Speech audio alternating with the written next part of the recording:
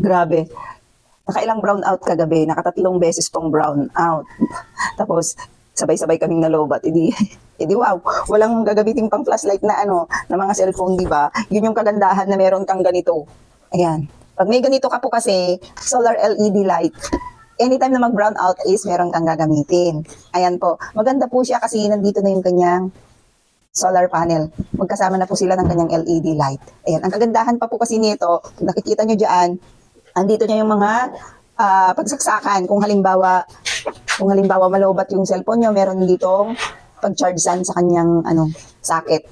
Ayan, socket. Ito po yung kanyang power on. Ayan. Ayan, napakaliwanag po niya. Ayan, meron siyang 4 modes of lights. Yan yung pinakamalakas niya, ito yung medium niya, ito yung, anong tawag yan? Oh, yan yung pangatlo, ito yung dim. Pero napakaliwanag pa rin po. Actually po, 6 a.m. na, 6:25 a.m. na ng umaga, so maliwanag na po. Pero still, napakaliwanag pa rin po nito. Kaya napakaganda po nang meron tayong ganitong klase ng LED solar lights. At syempre, meron siyang, ayan, pa-disco lights. Pa-disco lights, pwede rin namang gawing parang, alam mo yung lights ng mga yung mga bumbero, mga ganon, yung mga na ganito. Pwedeng gawin siyang emergency na light kapag kapag bumibiyahe ka, di ba? Pag mabilisan.